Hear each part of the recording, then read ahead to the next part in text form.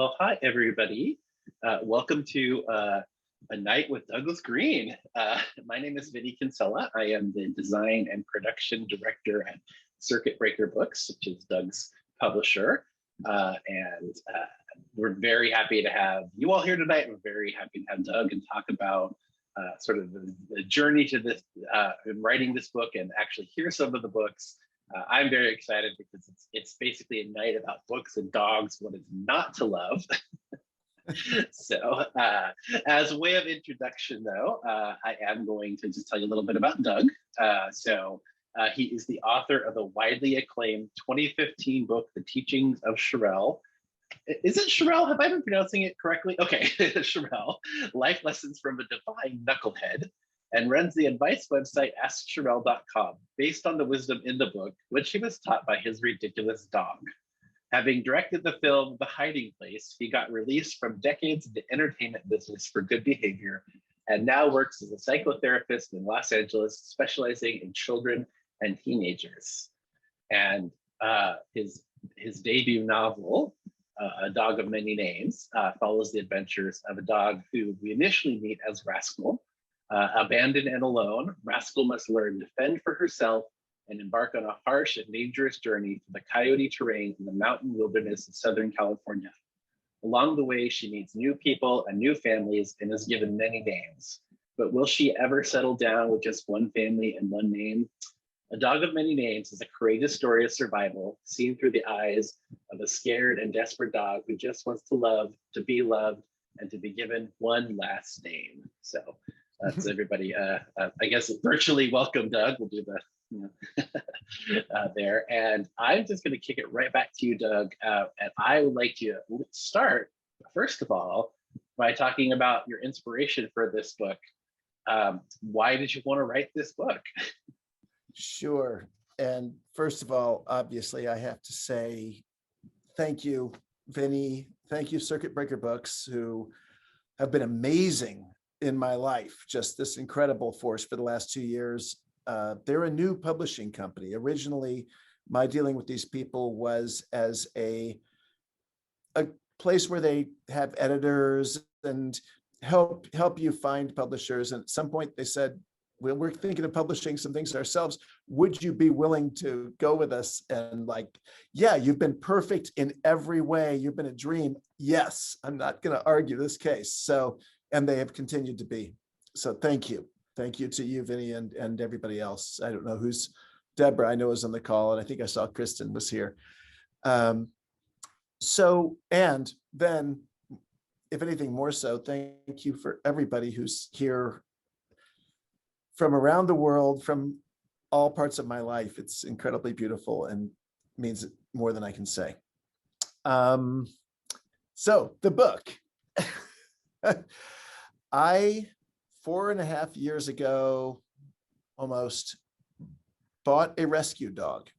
And I intended that I was going to get an adult dog and get a puppy, and that way no one would ever compare them to Sherelle, the dog I'd had before, who had been so wonderful, but also who I had made so grand a creature after her passing that no dog could compare to it. She couldn't live up to what she was doing. So I thought, this is the way to do it. And it'll be so easy to get an adult dog and then bond with it and get a puppy. And I got this dog. I had gone to a number of rescue places, found this incredible couple who I actually had gone to meet a different dog, but this joyous thing jumped into my arms and was licking me, and it was just great. We were a perfect match. Everything was terrific. I bought the dog from them. They brought her to my house, and the moment they left, the dog was petrified and depressed. She just slumped on the rug. Nothing, just, you could just see she was miserable. And after a couple of days of dealing with that and trying to give her some space and trying to get her to trust me, I took her for a walk, and we walked around my neighborhood, and people would see us and go, oh, Doug's got a new dog. Hey, great. Let's got to run over and say hi. And it's like, oh, watch out. This thing's so frightened. And eventually I'm surrounded by 4 or 5 people. I think each of them had a dog, so it was pretty scary. And this one little Chihuahua mix jumped on this dog's face. And she, of course, snapped at it. And I pulled her back gently and said, "Oh, sweetie, don't do that." And she hit the ground on her back, all 4 legs pulled in, blinking rapidly, clearly knowing I was going to beat the daylights out of her. And at that moment, the puppy was out of luck, because I realized this is going to be a big journey with this dog alone before we can ever bring anything else into this house. And the journey was bigger than I even realized then. Her trauma, her lack of trust was so deep. And what was still true from when I first met her was her sweetness. She was a very nice dog, but she was petrified. And for the next year, I worked trying to figure out what in the world had happened to her, and these different quirks, her strengths, her weaknesses, mainly her fears. And eventually I realized I've come up with a whole story of her life before me. Was it true? Did she tell it to me while I was sleeping? Had I made it all up? I don't know. But I realized I think I just wrote my first novel. I just have to put pen to paper here. And that's the inspiration for the book. That was this dog. And to tell what had happened before, what got her to where I'm not in the story. It ends a year before I met her. And that then then the writing process, then the work began. But that's the kind of long version of your question. No, I appreciate that. And that's, I think it's important to note that this book was inspired by a real life dog, even though it's a fictional story. And I believe you've referred to it as a fictional biography. What does that mean to you? What does that mean? Just what I said. It is a biography of a real being. It just, again, I mentioned this in the book. In the afterword, I say I don't know if any of it's true. My experience with the previous dog, with Sherelle, was such that I had no way I'm going to say a dog couldn't do something powerful and magical and tell me a story of her life. But I don't know, and I never will. So why don't you offer? Why don't you share a little bit of the book with us? I know you prepared some readings. Let's get into the text a little bit and share. Yeah. Okay, great. Yeah, this first thing is very early on in the book, when she's a puppy, and it's really describing the dog that I have, but what's underneath all the trauma before the bad stuff happens. This is her essence here. In it, her name is Rascal. She's named by a little girl, daughter of a couple out in the Inland Empire, which, for those who don't live here, is an area east of what you think of Southern California. It was very much rural and now is very industrial and a struggling area. I think I actually talk about that later, so I'll shut up. Instead of watching through a window, as her siblings might have, Rascal walked back into her crate and curled up against the corner. To human eyes, it might have looked as if she didn't care about the girl leaving or lacked interest in what the lady might be up to. But Rascal had a different mind from most other dogs. Whereas her brothers or sisters happily ran from one room to another in play, or between outside and inside the house, she took in too much for that. She'd have to stop or shake herself to adjust to such a transition. Any new space or new situation required her to take a moment to absorb her new reality. Fred had been mistaken when he'd commented that she might have less than a full plate of nachos up there. Rascal smelled and heard all around her like most dogs, but also felt weather that hadn't come yet, the vibrations of the ground beneath her, and others' sadness or anger. This sensitivity which made her especially reactive. Had any dog ever jumped so when someone dropped a fork from the table? Also made her positive feelings overwhelming. All dogs love big, but for Rascal, love stunned. One of the adults would walk into the room and the pup would freeze, just stare with an almost imperceptible tremble, her ears back, her brain reeling from all her heart gushed out. And when she'd see the girl anew, the flood was such that sometimes she'd have to turn her head or walk away. And the same when the youngster would leave. The dog's whole world would shift, and she'd need to recenter, feel the loss, and get new bearings, as one does in waking from a wonderful dream into a new unwritten day.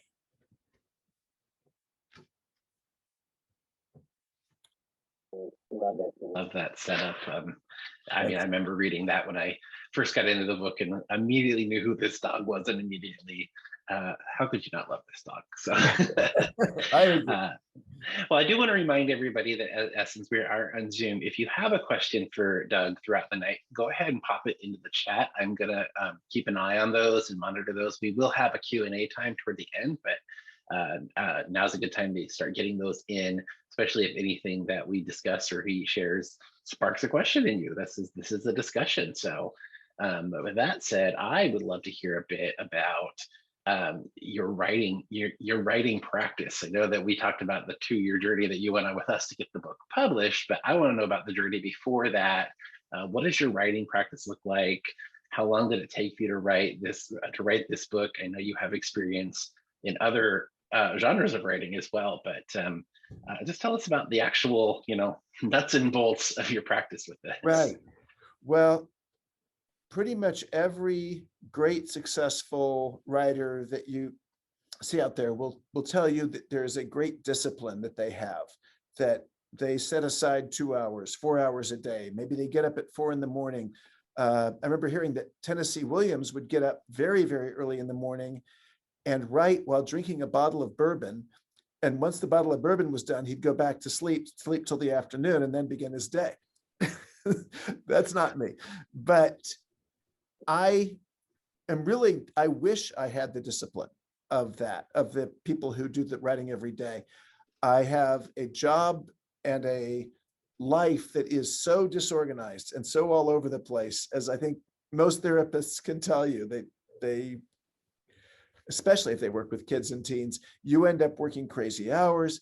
And so I write when I can is my deal. I would like to make it more disciplined, but it's not. I write this advice website, as you know. I write lots of other stuff. And for a while, I wrote this. And it was just any chance I could get. And if I could get 3 hours in a day, I'd sit out there in my yard next to the dog and write and just try to feel with her.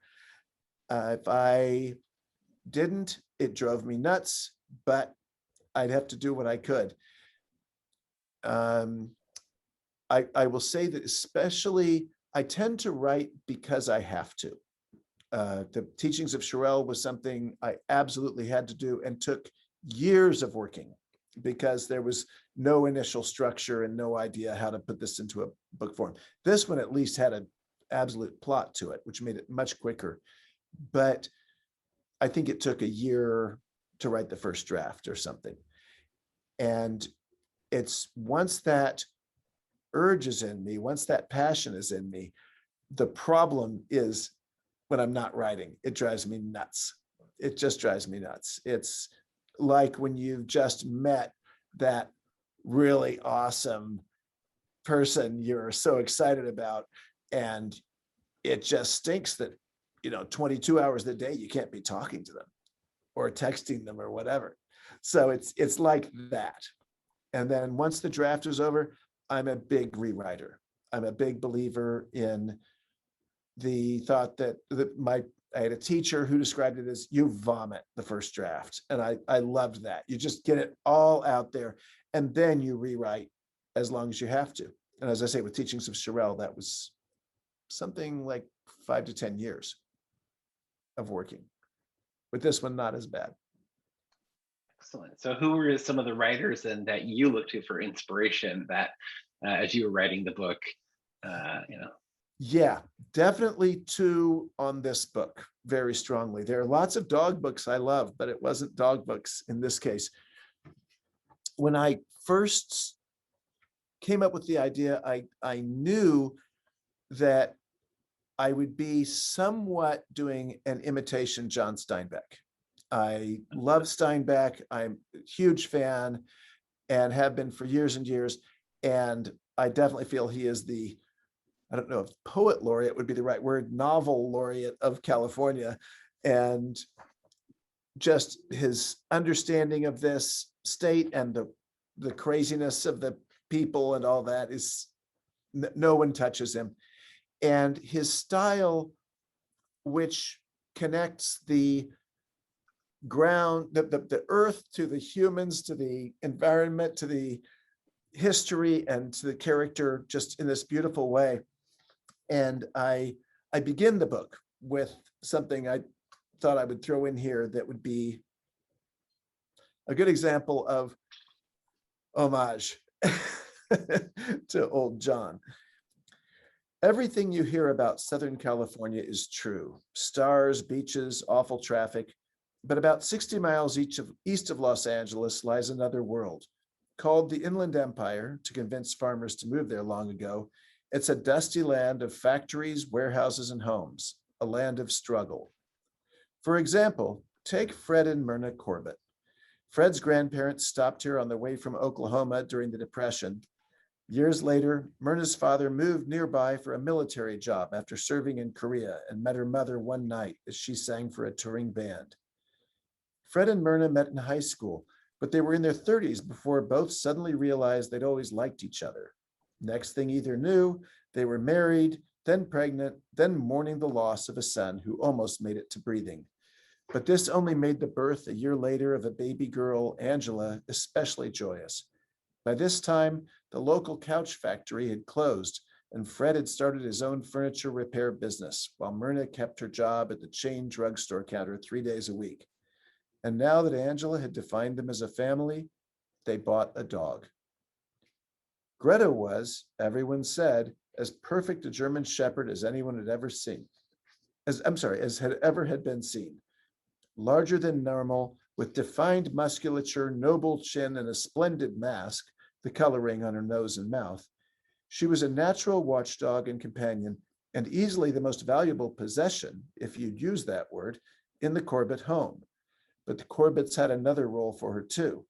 Given her looks and her pedigree, they found that breeding her with Jose Hastings' similarly beautiful Siegfried left them a litter of pups, which, after splitting the profit, brought in a welcome few $1,000s a year.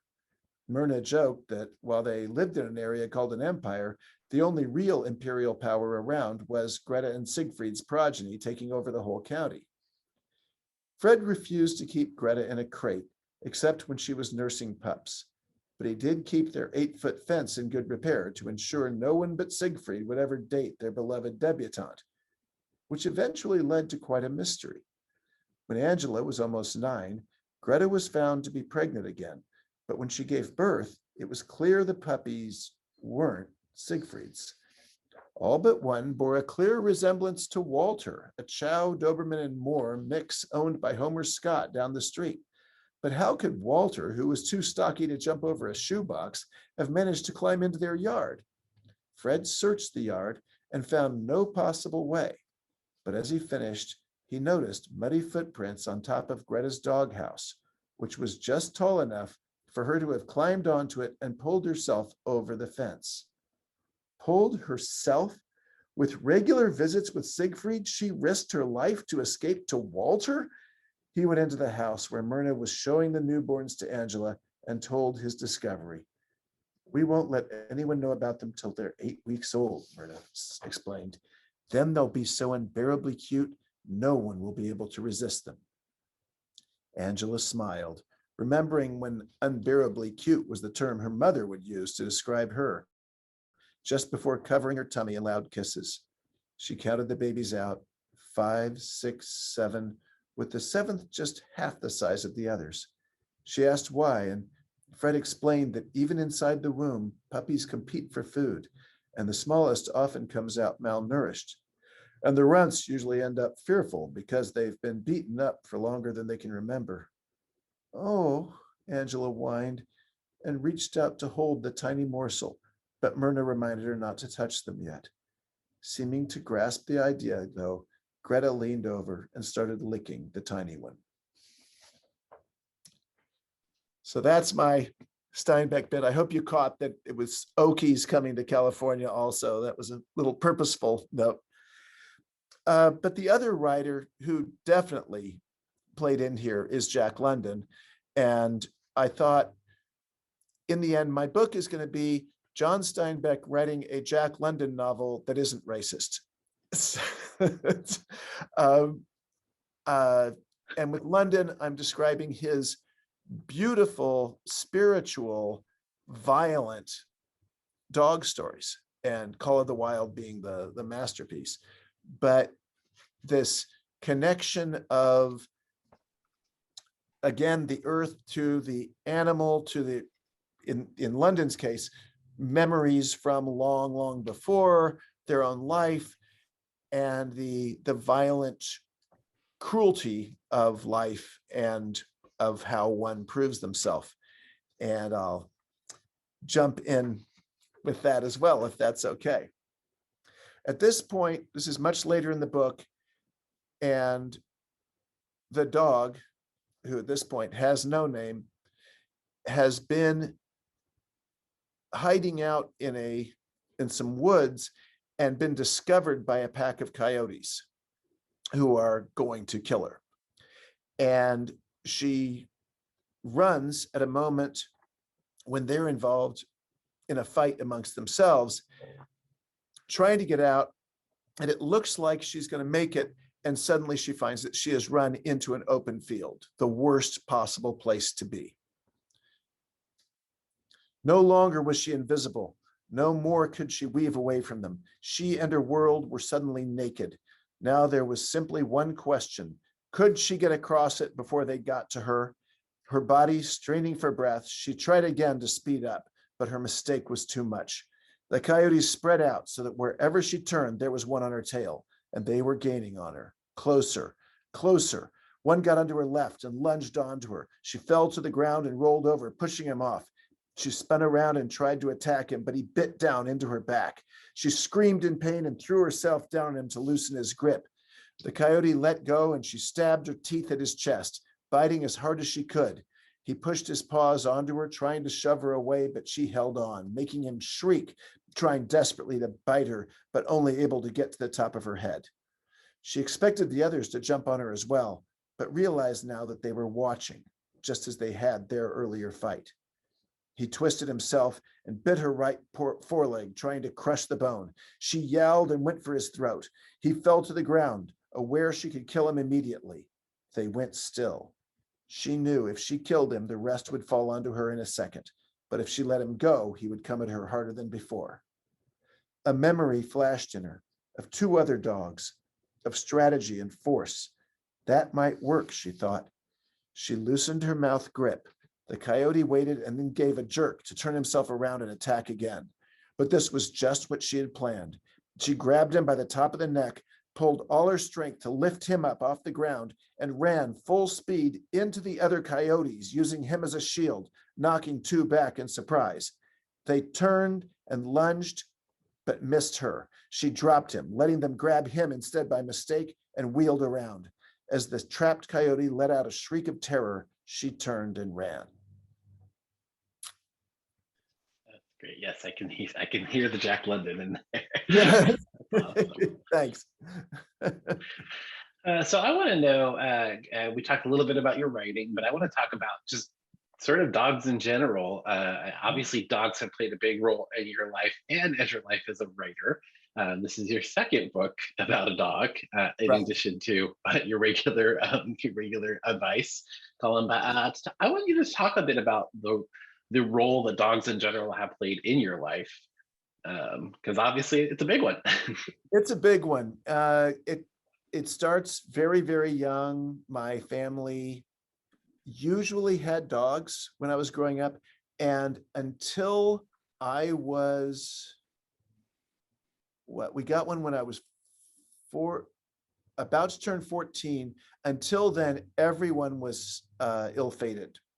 Two were stolen, two were given away for having bitten somebody. My father sold insurance, so he knew all the laws about liability, and which wasn't good news for someone owning a dog who bites. And then again, when I was 14, we got a dog who managed to live to be 18 years old, and it was astounding. This little guy made it. He was the least impressive of any of them, but he was the survivor. And I absolutely, certainly as a child, it was Playmate, the one I'd go and tumble with in the backyard as a little kid. Later, at lonely times, they're your best friend. They're the one friend, maybe, the one you can count on, the one you can talk to. And then it went a little bit more to hero worship. And this one dog that was given away when I was like 10 to 13, that's a big age. I'll say, as a child therapist, that's a big one. And he was a model of so many wonderful, wonderful qualities. And then, as I say, the one that we got after that is the one that was ugly and neurotic and little and all this. And I saw incredible heroism in him, and protecting our house by barking ridiculously. He was nearsighted, he'd bark when anybody walked by, including us. And and just seeing great nobility in him. And then another dog that was a stray that we ended up adopting as well, seeing the way that they live without the stupid part of our larger brain, and the self-consciousness, the worries about peers that one does as a teenager, all this stuff. And that the purity of their, as I say, noble hearts. I left the country for a while. I love dogs. I had a girlfriend that I lived with, and anytime we'd get into an argument, other people would go and get drunk or smoke cigarettes, whatever. I would go and walk out in the neighborhood and find dogs to pet. That was my my easy solution to try to center myself. And then eventually I had this eerie experience, which is of course the beginning of the other book, where I walked out into I took a trip out into the mountains near LA, and one day was walking and standing next to a tree, and I heard this voice that said, "You need to get a dog because nobody tracks mud into your home right now. And you need to get out of your apartment and get a house." And I was like, okay, I guess I have to do it. I'm not used to hearing voices, and this thing said to do it. And that dog was the big life changer. That was Sherelle. That's the one I wrote the book about, where it was everything I said about the earlier ones and more. I think by the time we're 30 to 35, we've learned an awful lot in life, but we haven't learned the thing we most need to learn.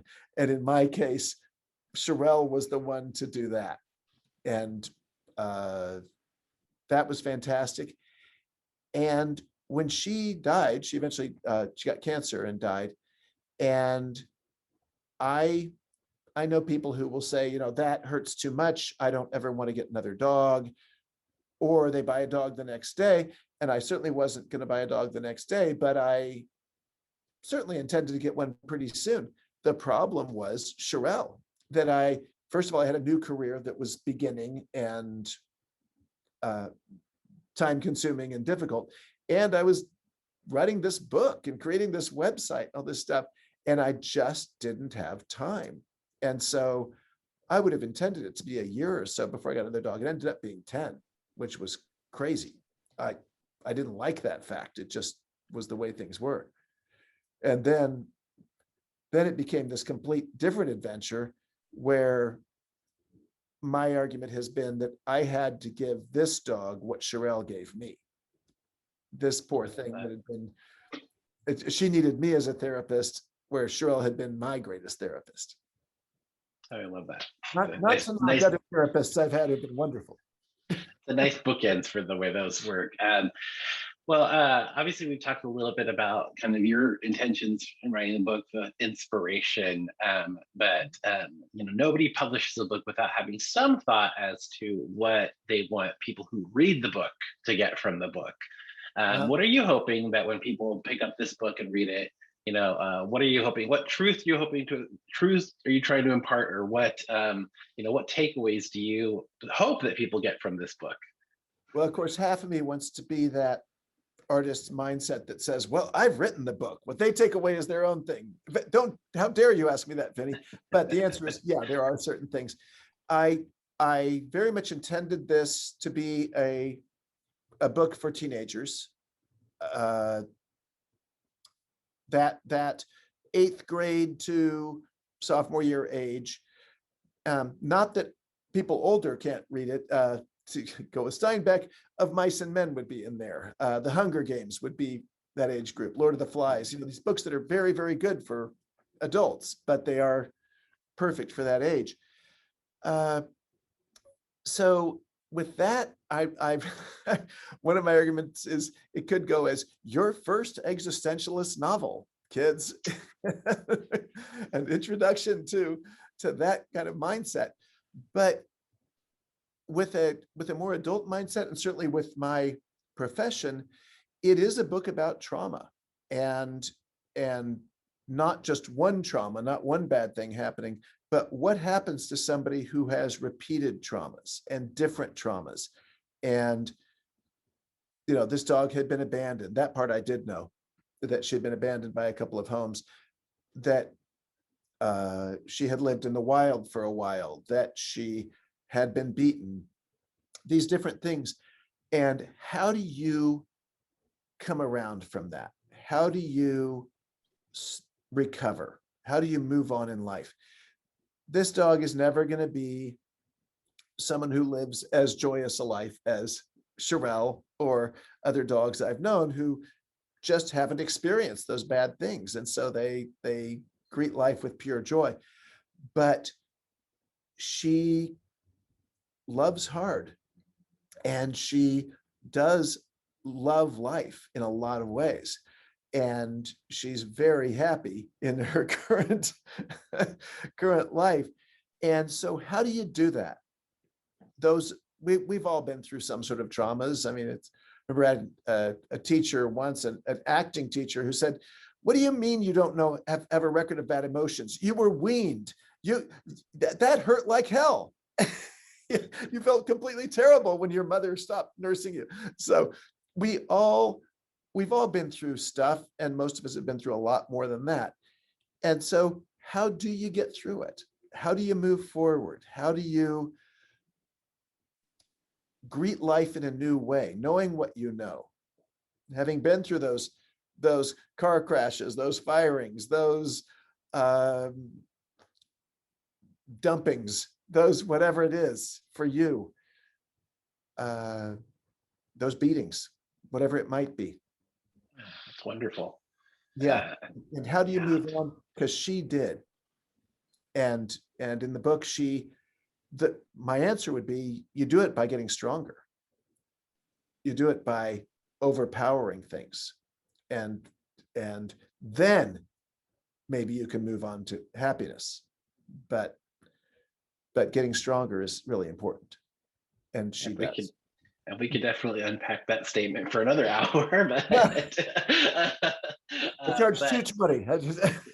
But I do want, we are starting to get some questions piling in, so I want to transition here in a moment to just kind of an open Q&A time.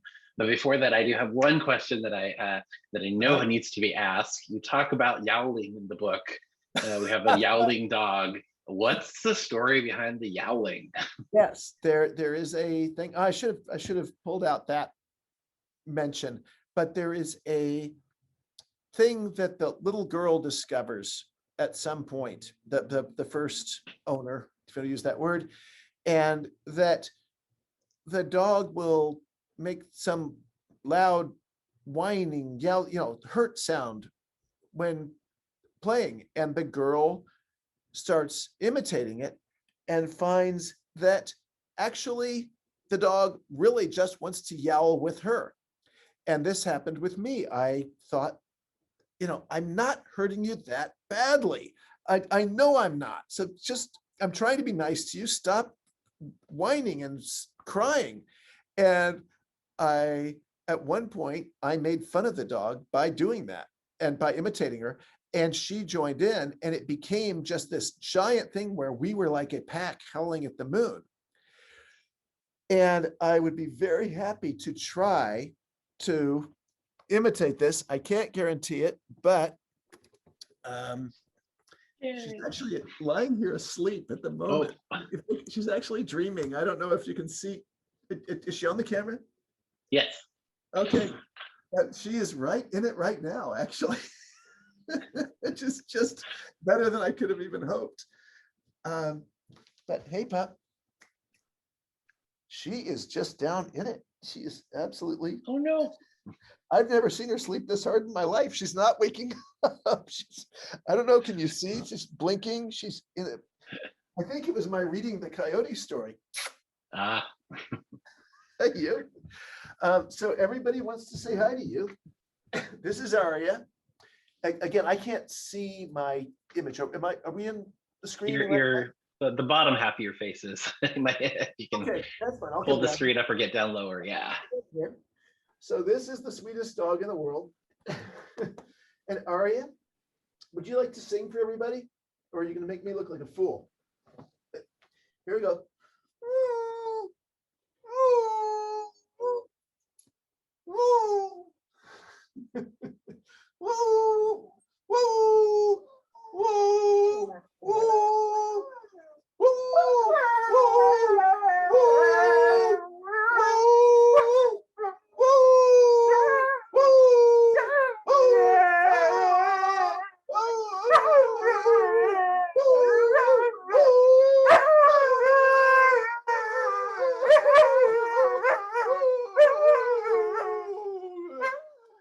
Yeah, that's it. Oh, I think we're gonna have to just get that as a clip to send out afterward.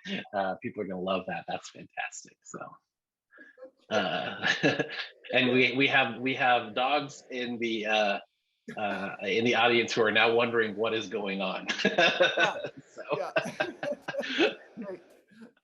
Okay, I'll sit here with her, and maybe the two of us can answer your questions together. But yeah, so we did get a few in, and please feel free to throw more questions in. Okay. In the chat, but so I'm going to try and do these. So Robin asked, what do you do to get into your creative vibe? Are there any rituals or activities that you do to kind of get into the vibe of your writing?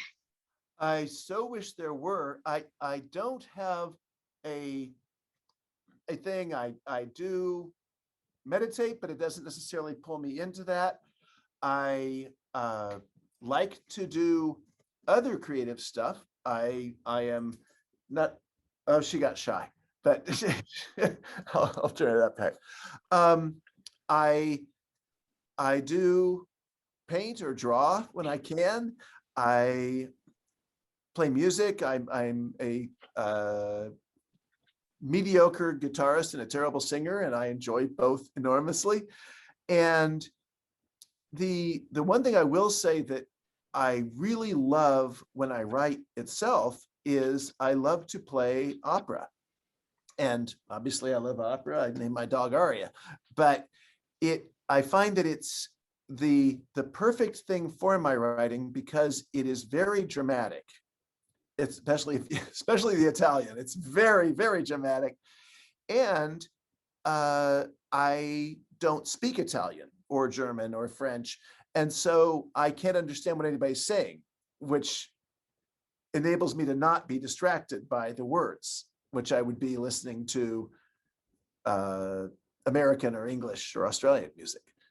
So that's my biggest, but that doesn't get me into the vibe. That's what I like doing as I'm writing. But otherwise, it really is inspiration that pulls me in. If I'm inspired, I want to write.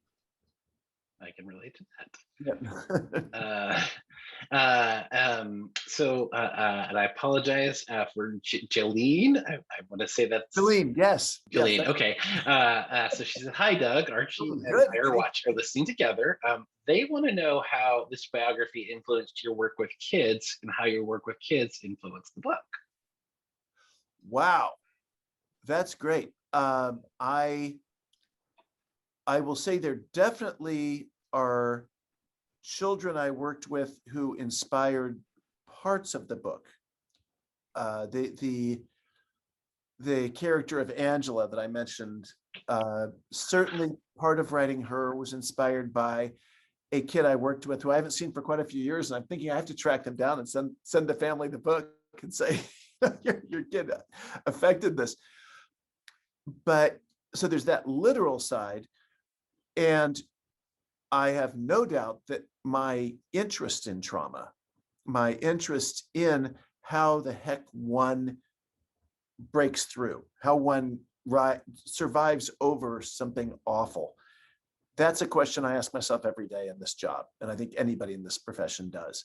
So that obsession would be there. In terms of, has the book affected my work at all? Probably not, actually. It's affected my relationship with the dog a lot. It has certainly made me more empathic with her, and which I was already there, but it's made me more so. And to see her more as heroic than as something I need to take care of. But in terms of my work, I don't really think so. I don't think it's affected it at all. I love writing, and I'm sure that the writing process affects my work. But in terms of this book itself, no. Whereas the Shirelle book, and particularly the lessons in it, that affects my work every day. But that one's nonfiction.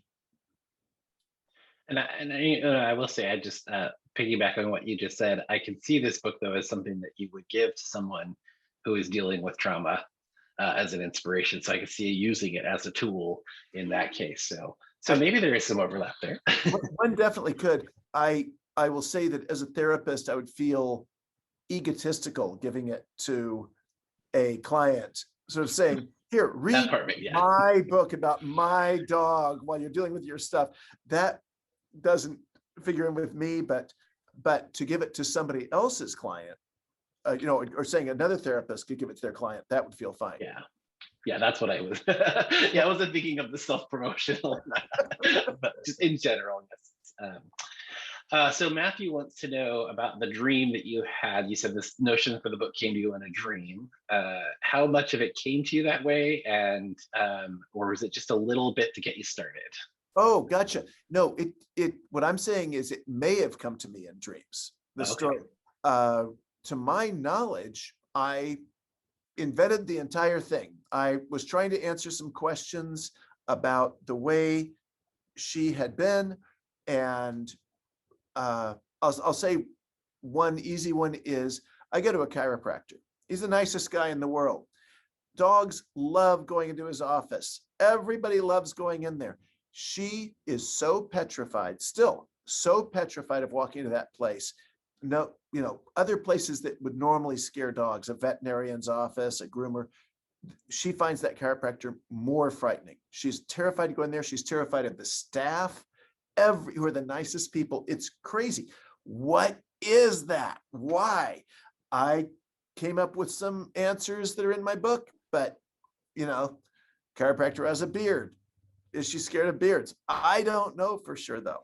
But it also, as I say, may be that I went to sleep and she walked up, whispered into my ear, and told me everything. I don't know. But thank you for the question. Quentin wants to know what surprised you the most as you were writing this book. That's a great question.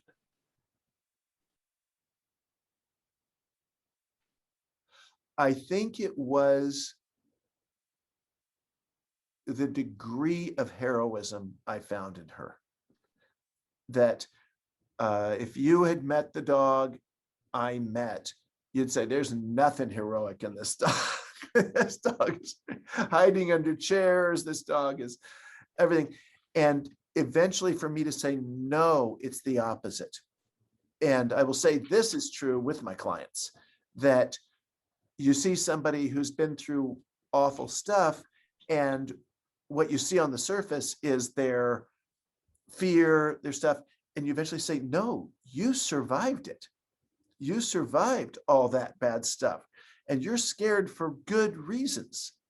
You have very good reasons. Now, I want to get you so strong you can enjoy life, even though you had those things. But that nobody wants to be abandoned.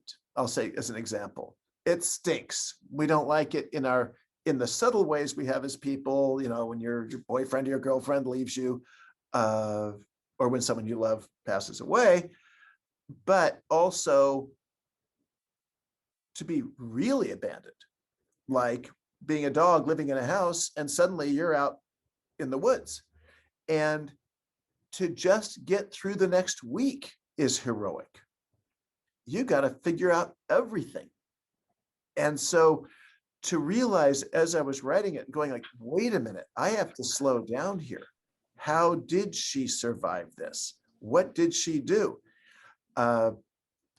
One hint of a lot of this that I love is and I'm going to give the push and say Circuit Breaker is publishing a second edition of the teachings of Shirelle later this year, so sometime soon. So my constant bringing her up has a reason to it as well. But the dog I had before was faster, bigger, stronger, and all that. Aria is a way better hunter, and she's smaller, again, not as fast, all that. What's her trick? She will hide in a bush for hours, not moving. And I can't find her. I come home and I'm calling and all this. And eventually I'll see her, you know, I'll see the nose sticking out, a little bit of a wag of the tail, like, shut up, please don't say anything. Because she's waiting. And she has killed, I have a couple of big oak trees in my yard, and she has killed the residents of those oak trees to an astounding degree. She lived in the wild for a while, and she became a really great hunter. And you're not born that way. And when you grow up eating dog food out of a bowl, you don't have that skill. So what did it take for her to develop that skill? And that's a big part of the book, is her journey to different stages of that. So that would be the biggest thing, is that going in the writing process made me look at that in detail and go, wow, you're amazing. I love that. I love that. Finding that heroism there.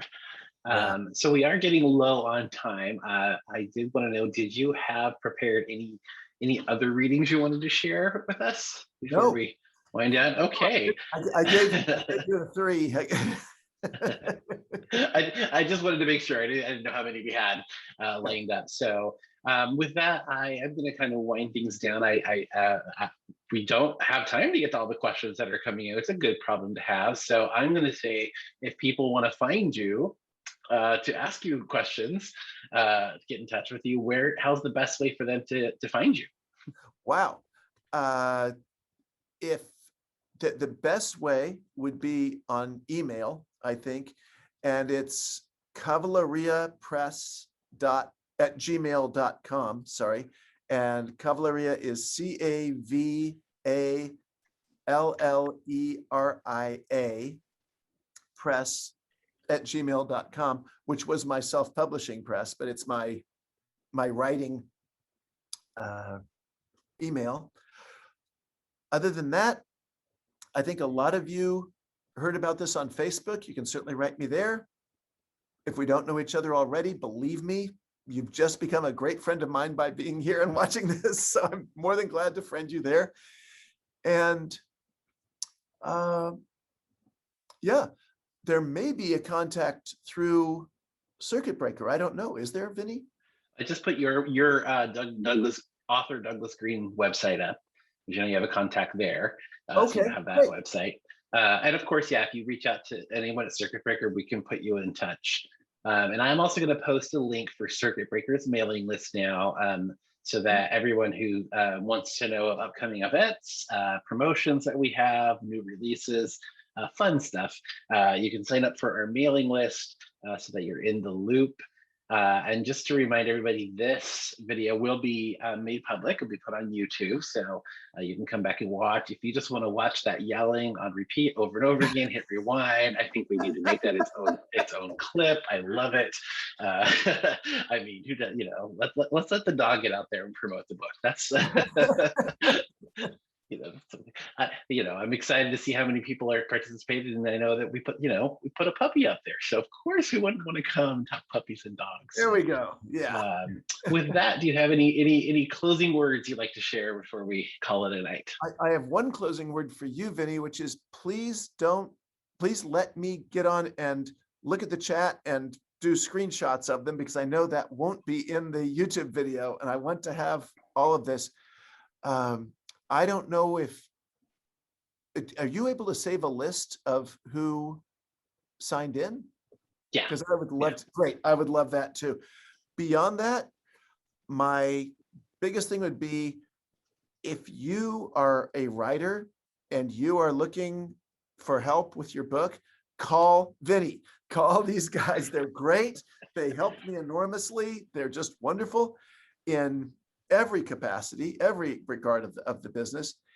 And if you have a dog, go up and kiss that dog on the tummy and scratch its ears and say that you're so glad they're there, because you should be.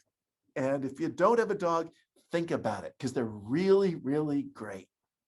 They're the best things you can get. Beyond that, thank you, all of you. Bless you.